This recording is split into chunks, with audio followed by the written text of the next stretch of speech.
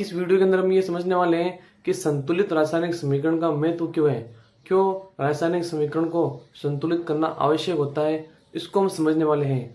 तो दोस्तों, आपने 9th क्लास के अंदर ये तो पढ़ा होगा कि द्रव्यमान का ना तो निर्माण कर सकते हैं और न ही विनाश कर सकते हैं, क्योंकि द्रव्यमान को सिर्फ एक रूप से दूसरे रूप में आप चेंज कर सकते हो, लेकिन हम द्रव्यमान को ना बना सकते हैं और ना ही उसका विनाश कर सकते हैं। इसी नियम के अकॉर्डिंग, इसी बात को ध्यान रखते हुए यहाँ पर रासायनिक समीकरण को संतुलित करना आवश्यक होता है, क्योंकि इस परिभाषा को हम इस प्रकार से भी डिनोट कर सकते हैं कि जब रासायनिक अभिक्रिया में अगर कोई अभिकारक भाग ले रहे हैं तो उन अभिकारकों के जो द्रव्यमान है वो अभिक्रिया होने के बाद में द्रव्यमान वही रहना चाहिए।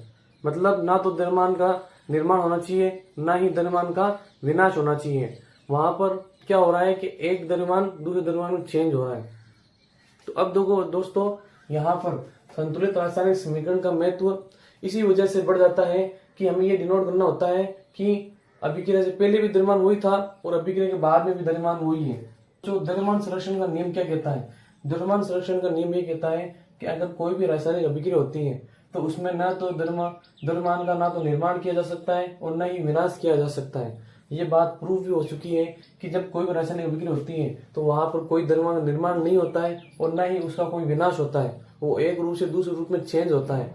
तो इसी नियम को फॉलो करने के लिए हमें यहाँ पर संतुलित रासायनिक समीकरण का महत्व समझना होता है कि किस प्रकार से हम ये नहीं बता सकते कि हमने किसी पदार्थ का निर्माण किया है, ना हमने किसी पदार्थ का विनाश किया है। हमें इस नियम को फॉलो करके ये समझाना होता है। इस नियम को हमें यहाँ पर मानते हुए इस समीकरण को संतुलित करना आवश्यक होता है, क्योंकि संतुलित रासायनिक समीकरण का महत्व क्या है कि द्रव्यमान न तो निर्माण किया जा सकता है और न ही विनाश किया जा सकता है। अब देखो बच्चों, इस नियम के अकॉर्डिंग अगर हम समझे कि द्रव्यमान न तो निर्माण किया जा सकता है और न ही विनाश किया जा सकता है, तो हम ये कह सकते हैं कि अभिक्रिया से पहले तत्वों का द्रव्यमान और अभिक्रिया के बाद तत्वों का द्रव्यमान क्या होना चाहिए? बराबर होना चाहिए। इस बात को आपको ध्यान रखना है। तो यहाँ पर अगर इसे हम दूसरे शब्दों में समझे, तो यहाँ पर अभिक्रिया से पहले यहाँ पर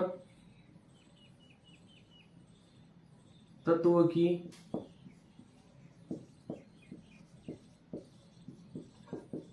परमाणु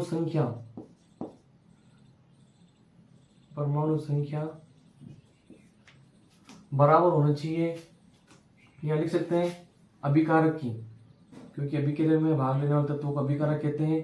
तो अभिकारक की परमाणु की संख्या अभिक्रिया के बाद में उत्पाद में परमाणु की संख्या के